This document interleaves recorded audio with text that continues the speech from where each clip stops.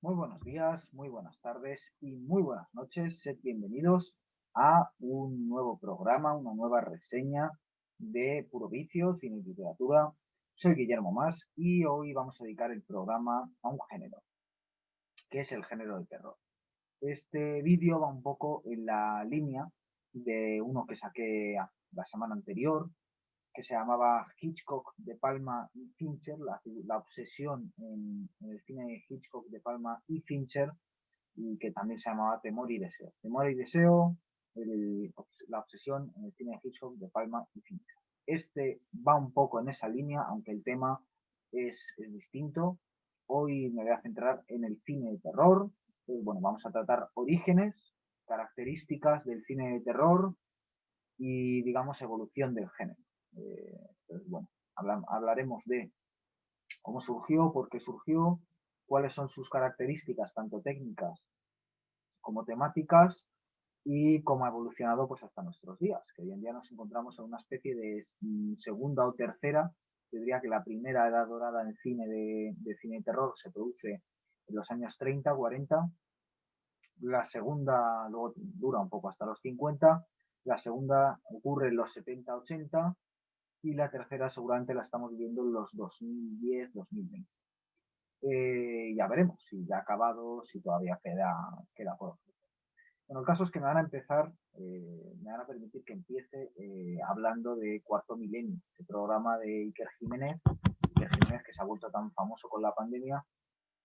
Bueno, yo un poco el género del terror lo descubrí así. O sea, de pequeño, mi madre no se perdía y mi hermana no se perdían uno de Iker Jiménez y yo lo veía con una cierta fascinación porque me asustaba muchísimo, me quitaba el sueño los domingos y los lunes tenía que ir a clase porque primero hacía que me quedara hasta tarde, es decir, cuando llegaba la hora a la que habitualmente yo me iba a dormir, que no debía ser muy tarde, pues claro, primero el programa ya sobrepasaba de por sí esa hora. O sea, el programa empezaba cuando yo ya tenía que estar en la cama. Pero no solo no me iba a dormir al inicio del programa, sino que me quedaba. Y claro, cuando el programa iba por la mitad y la historia estaba en lo más álgido, lo más interesante, mi madre y mi hermana estaban igual de enganchadas que yo. Y entonces se compadecían y me quedaba con ellas. Con lo cual me acababa yendo a la cama muy tarde, terminaban sobre la 1 o 2 los programas de Iker Jiménez y muy asustado, porque lo que había contado me tenía completamente acongojado y entonces pues nada, no dormía prácticamente, me pasaba la noche metido debajo de las mantas sudando y pensando que al borde de la cama había pues docenas de fantasmas esperando turnarse para pues las cosas que hacen los fantasmas, ¿no? Que generalmente asustar a los niños sin permiso. Bueno, esto valga como anécdota personal y sobre todo porque como luego dicen que mis vídeos son muy densos, pues aquí tienen una píldora para rebajarlo, ¿no? Un poquito de agua para que el whisky no sea tan seco. Bueno, ahora sí vamos a empezar. Lo primero que hay que decir es que el cine, la literatura, es decir, la ficción hay que abordarla desde el punto de vista de una crítica teológica, no política. ¿Por qué digo esto? Bueno, yo tenía un profesor en la universidad que decía que todo en cine y todo en literatura era ideología. Bueno, depende, porque la ideología no es algo estrictamente político, pero como lo solemos asociar más a lo político, a mí no me gusta. Y además en su caso lo decía desde un punto de vista político, él decía que era marxista y con lo cual su crítica era marxista, es decir, puramente política. Yo creo que todo en el arte, y desde luego la ficción es una forma de arte, una de sus formas más extensas, y aquella que tiene más que ver con la mitología, con el simbolismo y con la imaginación del hombre, es más teológica que política. Y por lo tanto, la crítica que se ha de hacer ha de ser más teológica que política. ¿Por qué? Bueno, al final lo teológico incluye lo político y además abarca más parte, más espectro de los intereses humanos. Bueno, ¿cuándo surge el género del terror? De hecho, este preámbulo es un poco la metodología que vamos a emplear, es decir, cómo vamos a aproximarnos temáticamente al terror desde un punto de vista teológico. Entonces, vámonos al siglo XIX, ya saben, década de 1800, y a la lucha contra el positivismo. ¿Qué es el positivismo? Bueno, para quien no lo sepa, es una filosofía que intenta racionalizarlo todo y que pretende, es un poco hay que tener en cuenta que había habido muchos avances científicos, por ejemplo, Darwin, Mengel, etcétera, Newton, ¿no? Entonces todas esas teorías que estaban tan recientes y tan en el ambiente, pues por ejemplo, se quisieron aplicar a todos los ámbitos de la vida. Es decir, todo puede ser estudiado como el reino animal y como el reino físico, y entonces todo puede ser medido por la ciencia. Ya saben ustedes, Emile Zola, con su naturalismo, que es un intento de abordar al ser humano desde la narración como si fuera un animal. Entonces, eso es el naturalismo, ¿no? Un poco medirlo como un animal. En filosofía, pues ya digo, el propio positivismo de Augusto Comte, que por cierto intentó crear una religión laica, una cosa oxímoron, ¿no? Que es esa idea, pues eso, de que el ser humano solo es razón, de que todo es medible, etc. Bueno, aquí hay que citar al primer autor, un poco que va a ser el principal en mi análisis. Para quien haya visto más vídeos ya sabe que es un poco el principal teórico de cine, al que yo me adscribo a sus teorías, que es Ángel Fareta, un teórico argentino, que sobre todo ha hecho una teoría estética del cine, que es algo bastante innovador. Hay otros, evidentemente, está Edgar Morin, por ejemplo, le recomiendo también. Eugenio Trías, le recomiendo. Theodor Rostock, le recomiendo.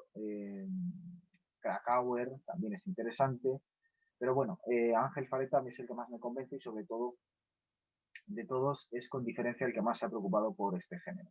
Por el género de terror que nace al tiempo que el género fantástico. ¿Y cómo nace? Bueno, pues cuenta Fareta que nace cuando un tal Hoffman, a que quizás ustedes conozcan por sus cuentos, vuelve un día de clase en Königsberg, más tarde llamada Kaliningrado, pero bueno, que actualmente vuelve a ser Königsberg, vuelve de clase con Kant.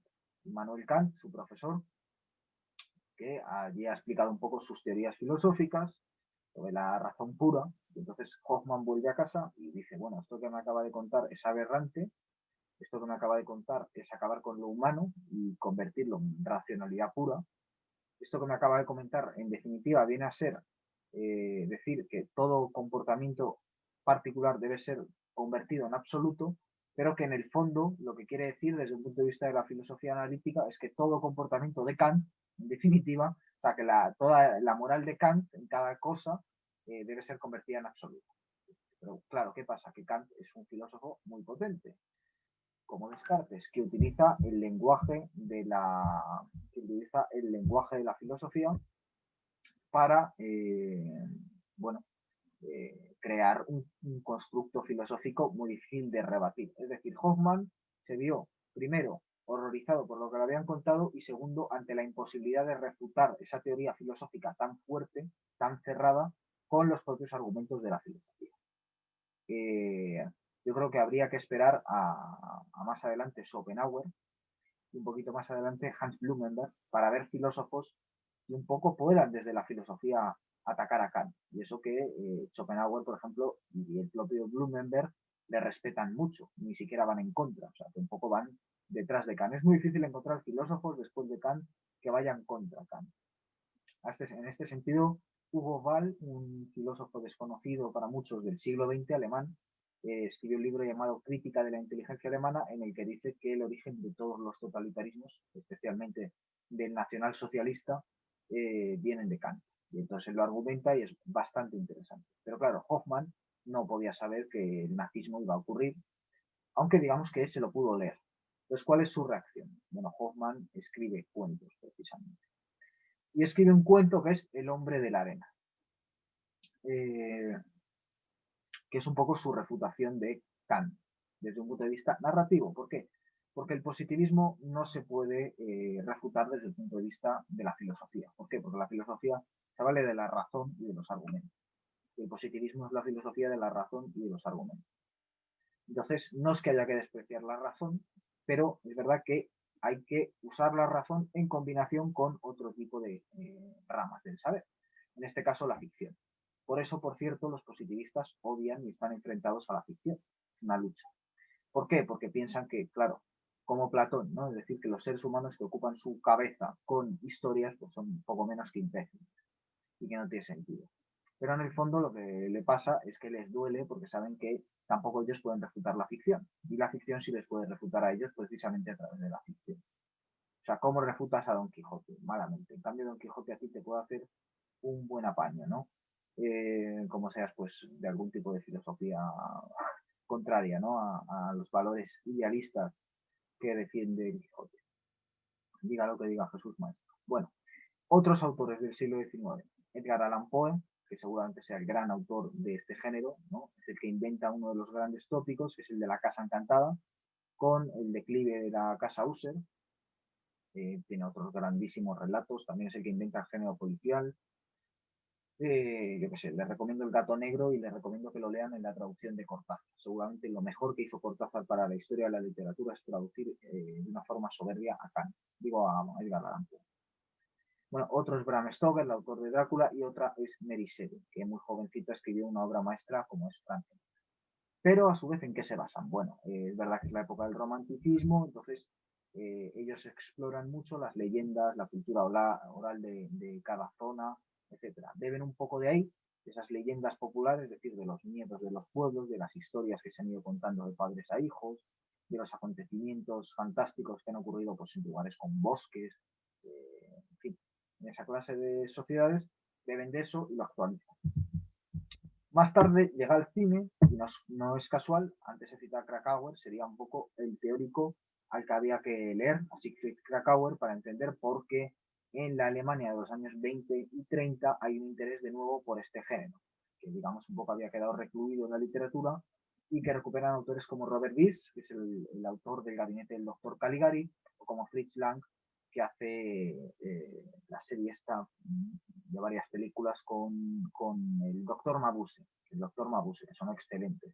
A mí me gusta casi más la segunda que la primera. Bueno, más tarde en Estados Unidos se desarrolla la literatura pulp y la serie B. La literatura pulp es la literatura de kiosco, la literatura de papel barato, que son historias pues policíacas de terror, que suelen tener un alto contenido de violencia y de erotismo. En el cine pasa un poco igual. El cine siempre ha estado denostado desde el punto de vista de la alta cultura, no se considera nunca arte. El otro día hablaba de Bret Easton Ellis, él en su libro Blanco considera al cine arte, yo me siento bastante identificado con esa idea, pero lejos de considerarse arte no se consideraba ni algo de calidad. También muy en relación de los orígenes del cine, que muchas veces estaban unidos a la pornografía, etc. Eh, tenemos que pensar, pues, por ejemplo, en Méliès, que no era exactamente cine lo que hacía, pero los trucos que usaba pues, eran trucos más relacionados con el mundo de la magia, de las obras de salón, etcétera, que con pues, la gran literatura. Entonces, a través de la literatura pulp y de la serie B, entra de nuevo, recuperan estas novelas de terror, se pueden adaptar kilos y kilos de novelas, porque que se piensen ustedes desde Boris Karloff hasta Vincent Price, ¿no? Todo ese abanico de películas, donde incluso dentro de estos actores y realizadores y demás, como Val Lemy, pues que podemos encontrar, o yo que sé, Dax Turner, pues podemos encontrar autores buenos, malos y peores, ¿no? Por ejemplo, uno de los autores que más cambió el género y que dejó su impronta sería George Romero, que, si no recuerdo mal, ha muerto también en 2020, es uno de los tantos que ha muerto en 2020.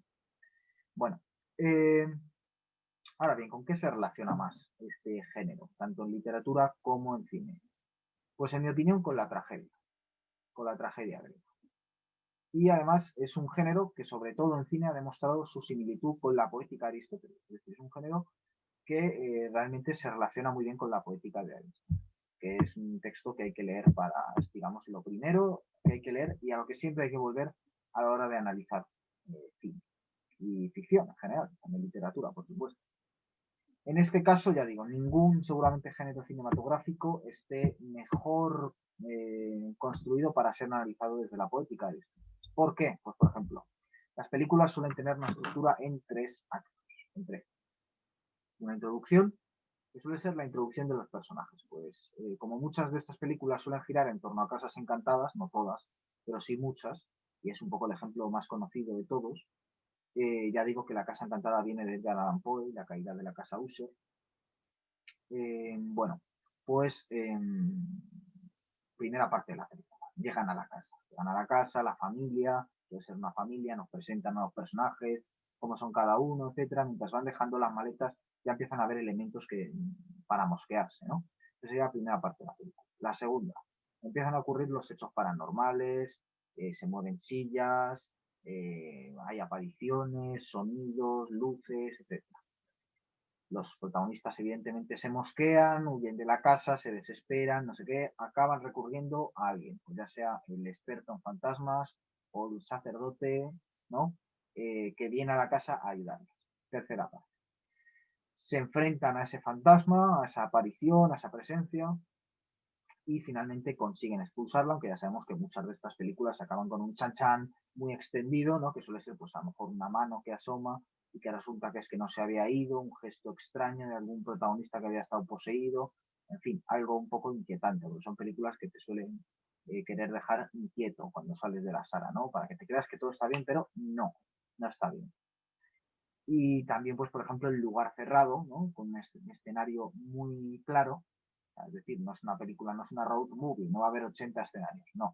Casi todo el escenario es una casa, pero son películas muy de interiores. Tampoco vas a ver muchos paisajes, puede ser que haya una presentación porque la casa está en lo alto de una montaña, pero casi todo va a ocurrir en el interior de esa casa. Y va a ser muy importante, pues por ejemplo, lo doméstico, o sea, una lámpara, una cama, un armario, lo que hay debajo de la cama normalmente, etcétera. Y luego además la acción va a estar muy concentrada, es decir, desde que llegan a la casa hasta que empiezan a surgir las apariciones no pasa mucho tiempo, o sea, muchas veces la primera noche ya están pasándolo mal. ¿Qué quiero decir con esto? Que al final de esa primera noche a que el problema se resuelva, sea que se van de la casa, sea que viene un cura y lo arregla, sea que viene un experto en ovnis y rescate a la niña, bueno, pues suelen pasar pocos días. Esto también tiene mucho que ver con la tragedia, o sea, no es una película, no suelen, las hay, pero no suelen transcurrir a lo largo de varios años, y ya digo, no suelen recorrer grandes longitudes y no suelen tener muchos más actos, sino que suelen ir bastante al turrón, lo cual se agradece estando como estamos en una época donde las películas pues, suelen tener un primer cuarto de hora inicial con mucha música, donde se ve al protagonista fumando, mirándolo, conduciendo, mirando a la nada, etcétera. Bueno, estas van normalmente directas al turrón, porque si no, tus expectativas se ven defraudadas y dicen, mire usted, devuélvame el dinero, que esto no es lo que yo esperaba, yo venía a pasarlo mal y a tener adrenalina. Bien, vamos ahora un poquito con el tema, con los temas, mejor dicho. Ahora que hemos tratado un poco más la estructura, la escenografía y, digamos, el transcurso de la trama, vamos ahora con los temas. ¿Cuáles son los temas principales? Bueno, por un lado, ya lo hemos dicho antes, desde un punto de vista teológico, habría que diferenciar los problemas sociales o comunes, es decir, los problemas políticos en el sentido político de polis, es decir, de conjunto social y por otro lado los problemas familiares. Son películas que se suelen centrar mucho en los problemas familiares, que es otra característica en común con las tragedias. Piensen en Edipo, piensen en Ifigenia. Al final Edipo con sus padres y con sus hijos, Ifigenia con su padre, es decir, que siempre está el tema familiar. Y que suelen provocar una catarsis, es decir, suelen ser familias que tienen problemas o personajes con algún tipo de trauma y es precisamente esa situación de un hecho sobrenatural lo que hace que todo estalle y finalmente se resuelva. Es decir, suelen, después de pasarlo muy mal, suelen arreglar los problemas, ya no solo los de la propia casa encantada, por poner el ejemplo, que es un poco el que me estoy ciñendo, pero lo pueden sustituir por tantos otros conocidos de todos, como los propios problemas personales que traían los protagonistas de antes, ¿no? Es decir, porque no se hablaba con su padre, pues que su madre había muerto de forma traumática, y todo el abanico de experiencias estambóticas y desagradables que ocurren por desgracia en la vida real. Y que de alguna forma el género del terror ha encontrado una forma de tratarlo. Muchas veces similar al melodrama, el melodrama para mí es clave en la historia del cine, creo que es un género muy denostado injustamente, un poco también le pasa lo mismo al género de terror, y a veces pues se tocan, se comparten bastante más. Eh, ¿Qué otros temas encontramos? Bueno, lo moderno y lo atávico. O sea, antes estaba lo familiar y lo social, pues lo moderno y lo atávico. Lo moderno en el sentido de pues coches, ciudades, el mundo actual, lo atávico, en el sentido de presencias, leyendas, demonios, es decir, eh, muchas veces cuando nadie espera, o sea, en un mundo con máquina de café automática, con coche, con ordenador, uno dice, bueno, ya estoy en el mundo racional, pero no, lo atávico sigue vivo y entonces las leyendas de los abuelos están todavía vivas. De hecho, muchas de estas películas hacen, pues hay fotos en blanco y negro de no, este era el fantasma, no, en la casa pasó esto, etc. ¿Qué más? Lo real y lo misterioso. Es decir, comprar una casa es perfectamente real. Ahora que en la casa haya seres extraordinarios, haya seres sobrenaturales, no lo están. Entonces, confluyen, o sea, están al mismo nivel lo real y lo misterioso. Y aquí volvemos un poquito al tema de antes, pero antes voy a poner otro ejemplo. Lo mundano y lo fantástico. Vale. ¿Qué es lo mundano? Lo mundano es una casa. Lo fantástico es el otro que habita la casa. Vamos a quedarnos con este tema, con el del otro, que es fundamental. ¿Por qué? Porque es fundamental para el género fantástico. El género fantástico va de esto, lo real y el otro. Entonces, lo que pasa es que en el género del terror, lo otro siempre es terrorífico. O sea, por ejemplo, Frankenstein, que sería una novela fantástica, no es precisamente un mal tipo, sino que le tratan bastante mal y aunque él cometa tropelías, están un poco justificadas por eso. Es decir, es más una creación y es consecuencia de sus circunstancias. Ahora bien, la niña de los pelos del pozo, pues a pesar de que su historia sea muy traumática, se porta bastante mal con la gente, ¿no? Entonces es un otro, pero es además maligno. Lo cual nos llevaría a otro punto importante, el género de terror, que es que siempre hay una lucha en el bien contra el mal. Es decir, es un género que a los relativistas no les debe de gustar mucho. Los relativistas me refiero a estos de tu opinión es tan importante como la mía, no existe la verdad absoluta, nadie puede tener razón en un tema porque todas las opiniones son igual de válidas, todo se puede opinar, etcétera. Bueno, lo deben pasar muy mal con el género de terror porque, claro, ellos verán a Satán y dirán, ¿no? En una película y dirán, hombre, es que no es malo. Pues no. En el género de terror es muy difícil argumentar que no hay bien y mal. O sea, lo suele haber. La familia es el bien y esa presencia extraña que se la quiere cargar es el mal. ¿No? Lo tenemos todos claro. Espero que sí. Espero que sí, de verdad. Bueno, eh, como decía antes, lo real y lo misterioso, ¿no? Volvemos un poco a lo de antes del positivismo. ¿Por qué nace este género en el siglo XIX? ¿Y por qué interesa en el siglo XX? Otra vez, bueno, en el siglo XIX por esa ideología cientificista que quiere reducirlo todo a fórmulas, a biología, a ciencia y erradicar los sentimientos, erradicar las historias, las leyendas, el mito. Es decir, los que le digan a usted que el Logos acabó con el mito, quien le diga eso es un positivista. Y está haciendo una visión positivista y, por cierto, posterior y nada que ver con la realidad de la filosofía. Porque el mito y el logos han solido estar, convivir, ¿no? Entonces, bueno, eso en el siglo XIX. En el siglo XX, ¿por qué interesa y por qué se adopta en el cine?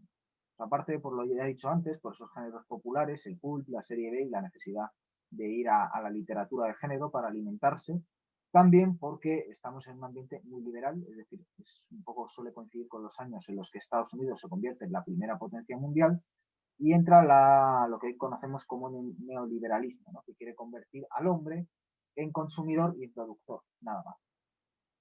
Es decir, el hombre es interesante en cuanto que produce, en cuanto que consume, y además son pérdida de tiempo. Y entonces toda la dimensión espiritual, o sea, si el positivismo quería acabar con la dimensión espiritual y sentimental del hombre, porque el hombre solo es ciencia, el otro es fruto del pasado, que es una visión heredada directamente de la ilustración, en el siglo XX la idea del liberalismo de que el hombre solo vale como consumidor y como productor, y que todo lo demás son zarandajas, ¿no? Y sobre todo la parte espiritual, eso son tonterías, somos materiales, entonces lo que hay que centrarse es en producir riqueza. No es casual que en ese ambiente siempre se haya puesto en boga el género de terror, es decir, tanto en los años 30, 40, 50, como más adelante, pues en los 70, 80, ¿no? Reagan, como en los 2010, 2020, la crisis económica de 2008. No es nada casual. Bien, además, el terror permite plantear los grandes temas de toda narración y de toda vida, especialmente dos, Eros Thanatos, amor y muerte. No existe obra de terror sin amor y sin muerte. Y sin uno de los dos suele cojear. Es decir, desde luego es una película de terror sin un solo muerto es aburrida. Y aunque no haya un solo muerto, digo yo que el fantasma en algún momento habrá muerto, ¿no? Es decir, eso está ahí de trasfondo. Y también se suele tocar mucho el tema de cómo los vivos afrontan la pérdida. Muchas veces se trata de gente que no ha afrontado la pérdida de sus seres queridos. Y esto nos lleva de lleno al amor, es decir, ¿por qué al final se lucha contra esa presencia maligna? Por amor a nuestros seres queridos, es decir, porque tenemos miedo de que se les haga daño. Nuestro amor nos lleva a sobreponernos de esa parálisis del terror y a protegernos, ¿no? Y entonces esa lucha en la que suele triunfar el amor, que es otra razón por la que se denosta mucho este género, porque a ese nivel es un género conservador. Conservador en el sentido de que el ser humano conserva aquello que le es más esencial, más ínsito o más inherente, aquello que es más básico. Es decir, sus seres queridos, el amor por los seres queridos, el amor por la familia y además el núcleo familiar. Es un género en ese sentido, políticamente incorrecto porque suele estar muy concentrado en el núcleo familiar. Aunque sí que es verdad que a partir del Resplandor, y lo estamos viendo mucho en las últimas películas de terror, se quiere precisamente demoler, o sea, se utiliza un poco el género para demoler desde dentro de la estructura familiar. Por ejemplo, en el Resplandor, un padre que quiere matar a su mujer a su hijo. Y lo hemos visto en películas recientes como Hereditary también. Es un género que va directo, es difícil encontrar, mejor dicho, un género que vaya más directo a los sentimientos del espectador. Kubrick es un poco el único que no va directo, pero aún así él va directo a otro tipo de sentimientos. El terror, que da nombre al género, es un sentimiento, ¿no? Es algo que sentimos. O sea, el terror no es algo intelectual, ¿no? Se puede racionalizar, evidentemente, pero la primera impresión que te llevas es puramente sentimental. Y le hace sentir, además, digamos que remite mucho a lo primario. Remite a lo primario tanto en los temas, leyendas, mitos, relatos orales, monstruos de la antigüedad, etcétera, como en las sensaciones, que también son primarias, es decir, el terror, digamos que eh, la pulsión por, no recuerdo cómo la llama Freud, ¿no? El instinto de autoconservación, la pulsión de autoconservación, ¿no? Que es algo puramente tribal, ¿no? Primario. Y luego, pues por supuesto, el miedo y el suspense. No hace falta que cite a Hitchcock, ¿no? Por ejemplo, con el suspense, y no hace falta que cite, pues ya he dicho antes, a Romero y a tantos otros maestros con el miedo. Luego, además, a nivel particular, yo le tengo mucho cariño porque es donde más películas perfectas se han realizado. Yo, de hecho, si a mí alguien me dijera, hombre, haz una película y me pusiera una serie de guiones sobre la mesa con todos los grandes temas y con todos los grandes géneros, yo lo primero que diría es, yo voy a hacer una película de género. ¿Por qué? Porque ya una vez coges el género, sabes que le tienes que dar tienes que cumplir las expectativas, esto lo explica muy bien Farrell. Tienes que cumplir las expectativas del espectador, es decir, cubrir el primer nivel, el argumental. Por ejemplo, una novela negra, pues ya sabemos la frase que dijo, no sé si fue Godard o quién, de que para rodar una película de cine negro solo hace falta una chica y una pistola. Bien, pues ya teniendo la chica y la pistola, lo siguiente es, bueno, ¿y yo qué quiero decir con esta historia? Entonces, da muy bien cobertura a introducir un segundo nivel. Con eso, precisamente esa clase de mensajes que subyacen, pues por ejemplo, el rechazo a la ilustración, al positivismo y al neoliberalismo, y en cambio la defensa pues, del núcleo familiar, del amor y de la dimensión espiritual y simbólica del hombre.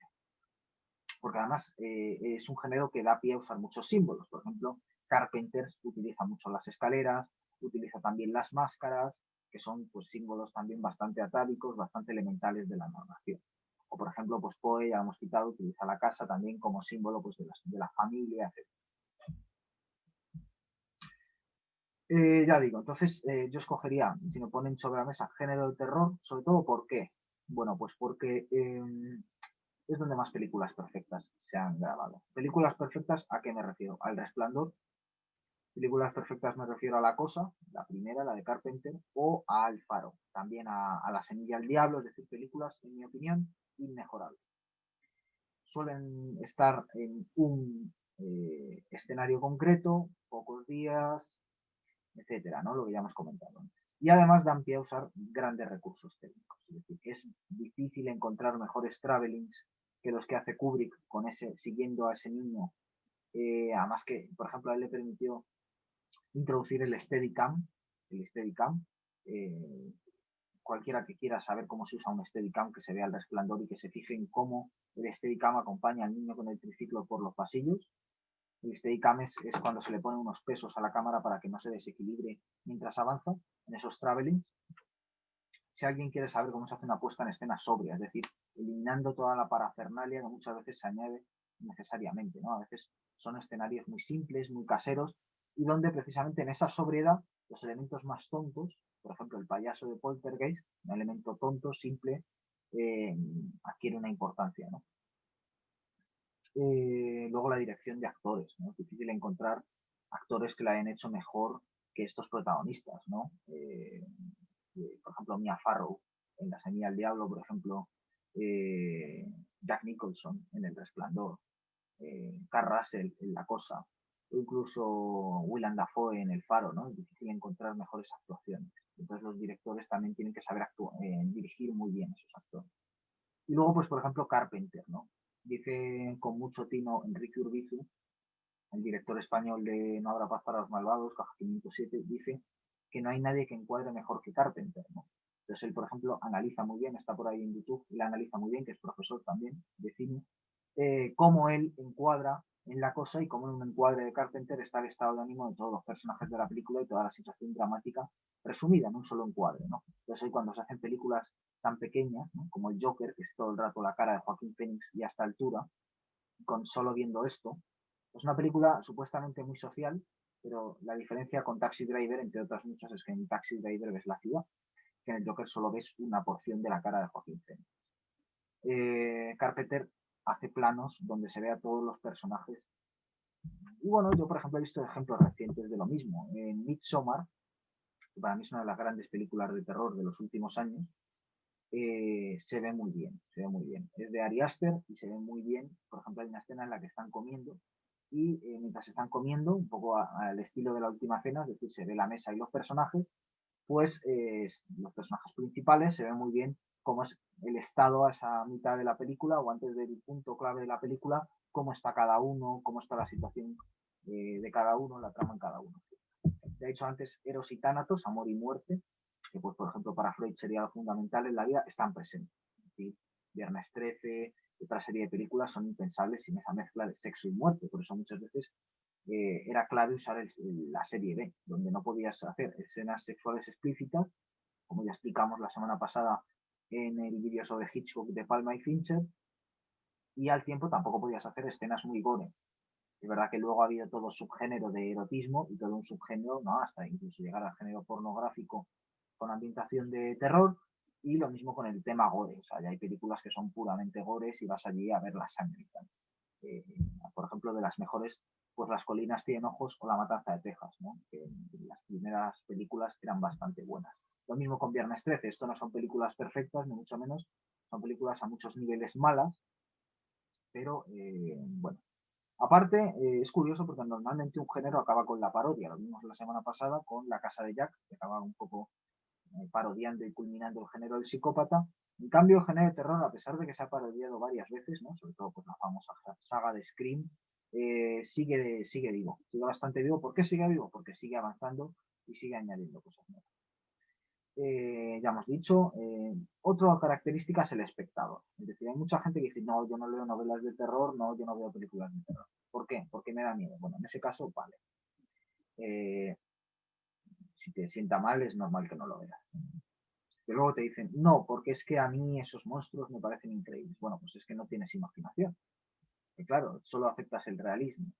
Entonces, si tu estética solo es realista, porque no aceptas ni la fantasía, ni el terror, ni la ciencia ficción, o los consideras menores solo por el hecho de pertenecer a ese género, no por ningún valor objetivo estético, sino solo porque ese género no es realista y el realismo sí, pues primero estás cayendo en el positivismo y en Emil Zola, estás dándole fuerza al neoliberalismo, que le encanta ese tipo de narración, y estás despreciando precisamente toda la parte espiritual, porque a menos de que seas Carl Dreyer, es muy difícil grabar algo espiritual con una estética realista. Pero bueno, ya hemos dicho que bebe de los mitos y leyendas. Otro rasgo curioso, ¿quiénes son los héroes? Bueno, los héroes son cualquiera, es decir, esto no es épica. O sea, no, el héroe no es un tipo como Aquiles extraordinario, o como Ulises extraordinario, o como Enea extraordinario, no. Es un padre, es una madre, es un tipo cualquiera que por las circunstancias tiene que salvar a alguien, a su familia generalmente. Ya digo, el lenguaje simbólico, he hablado antes pues, de las escaleras para indicar un cambio en la trascendencia, ¿no? Las puertas también, por ejemplo, lo que hay detrás de la puerta, el umbral de la puerta, en fin, el pomo, o sea, de pronto se convierten en símbolos. Cada vez que aparecen en pantalla tienen un significado distinto según avanza también la película y el estado de los personajes. Ya hemos comentado antes que la filosofía de Kant, la del positivismo, del neoliberalismo, es difícil defenderla solo mediante un discurso. ¿Por qué? Porque ellos son especialistas en crear un discurso. Pero eso no significa que ya es que ellos tengan razón, no significa que hay que sencillamente utilizar otro tipo de argumentos, en este caso la narración. Y por eso es muy importante exigir narración de calidad. Y y no denostar la narración. Es decir, seguir leyendo novelas y seguir viendo películas y series. Aunque a mí las series me parece que están un escalón por delante, pero las hay bien. Como ya he dicho, plantea dos niveles. Argumento, que normalmente suele estar plagado de tópicos. Hay gente que dice, es que es muy tópica. Por ejemplo, con Midsommar, ¿no?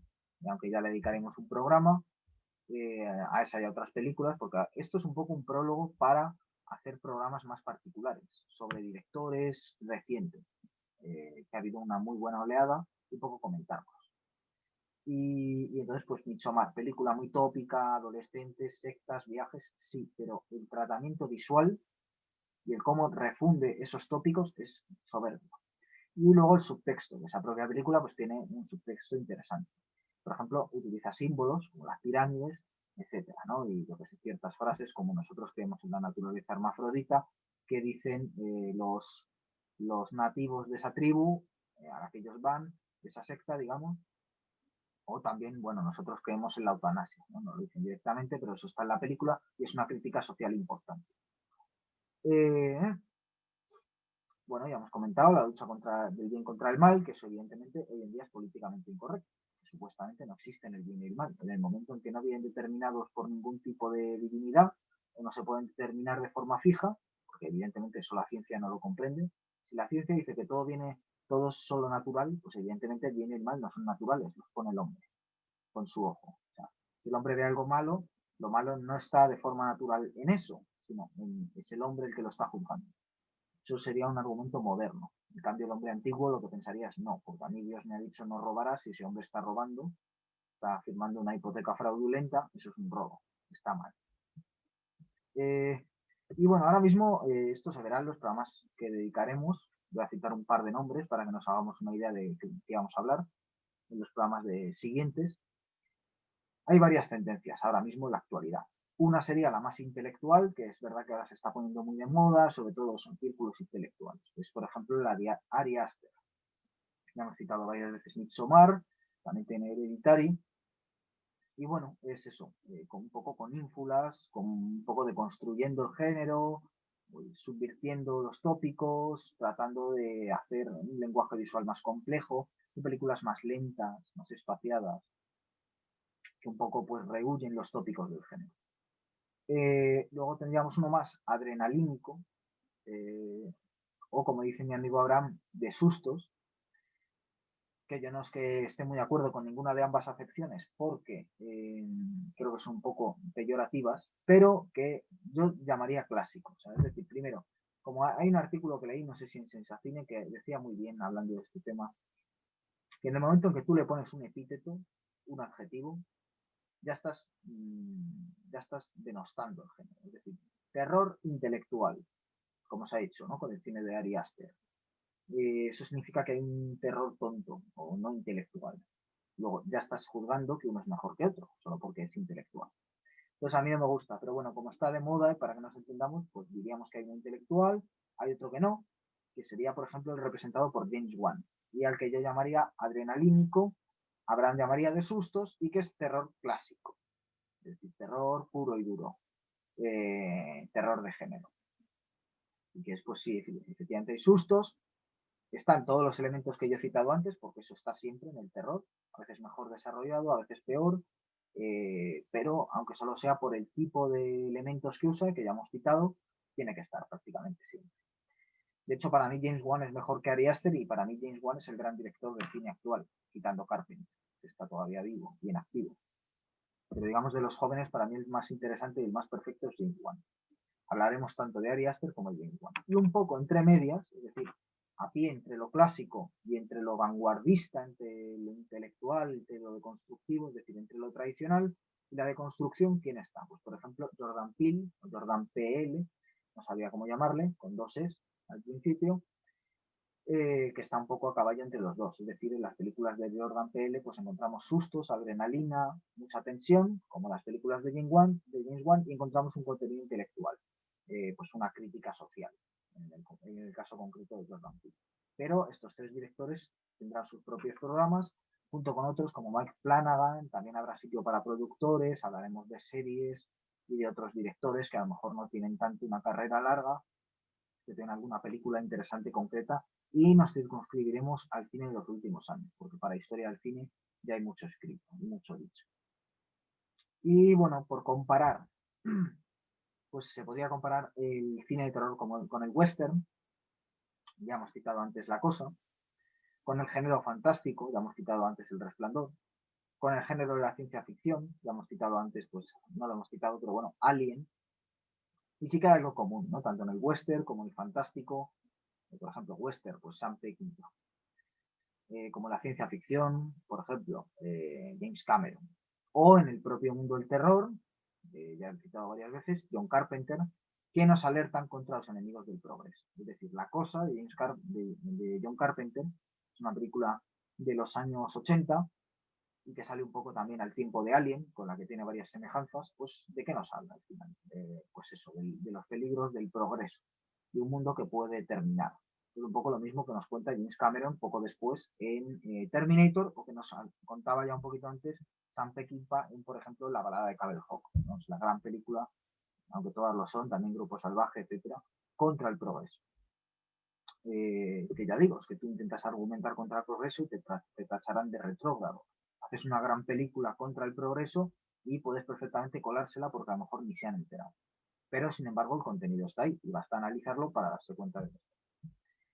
Y, por último, ¿qué interés le veo a nivel social? O sea, ya hemos hablado de lo familiar, los personajes suelen tener una catarsis, que también es catarsis para el espectador. Ya digo, tenía un trauma, tenía un problema, tenía una crisis existencial y de pronto tiene que salvar a su familia y tiene que resolver mientras lo hace ese problema, o tiene que darle un sentido a su vida, que es la de que, bueno, yo soy importante para estas personas, ese es el sentido de mi vida, es el amor que siento por ellos. Eh, pues también tiene un sentido social, aparte de toda la crítica teológica que ya hemos hecho, pues está también que recoge los miedos de una sociedad, ¿no? Entonces se puede hacer una buena evolución histórica. Pues, por ejemplo, en los años 20 o 30 el miedo al comunismo, eso luego se extiende. En los años 40-50 el miedo a la bomba atómica. En los años 60-70 el miedo al progreso. En los años 80-90 llegan los zombies, un poco al mismo tiempo que la sociedad consumista.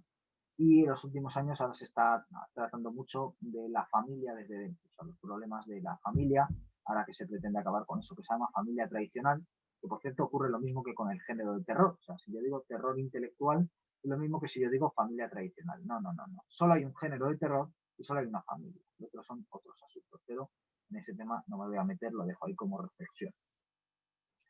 También pues ha tratado temas como las sectas, la desintegración del hombre con o sea, de la naturaleza, ¿no? Y uno muy interesante, el transhumanismo. Eso se ve cada vez más. Yo que sé, podemos pensar mismamente en La Mosca, es otra gran película de género y que también trata ese tema del transhumanismo que está bastante en la actualidad. Y con eso, pues yo creo que tenemos un muy buen mapa del terror. Las próximas semanas, Abraham y yo lo haremos juntos, este programa lo he hecho yo solo, haremos juntos varios programas hablando de estos directores, de Jordan Peele, de Opil, de Ari Aster, de James Wan, en fin, de una serie de directores, Eggers, ¿no? El de La Bruja, hablaremos también pues del de Doctor Sueño, en fin, de un montón de directores, de productores, de series. Ya veremos también qué acogida tienen los programas para hacer más o menos, si nos cansamos o no, pero este es un poco el prólogo teórico. Prólogo teórico que si alguien quiere completar, porque evidentemente esto es bastante incompleto, yo les recomiendo sobre todo Ángel Fareta, ya sean sus artículos, ya sean sus libros, difíciles de encontrar, ya sean sus conferencias que están en YouTube, pues seguramente les pueda ayudar bastante mejor de lo que he podido hacerle yo. Aún así, espero que les haya gustado. Si es así, les invito a suscribirse, a darle a me gusta, a comentar algo si tienen dudas, propuestas, interrogantes, exabruptos, insultos, desacuerdos, agradecimientos. Los leeremos con interés y los contestaremos.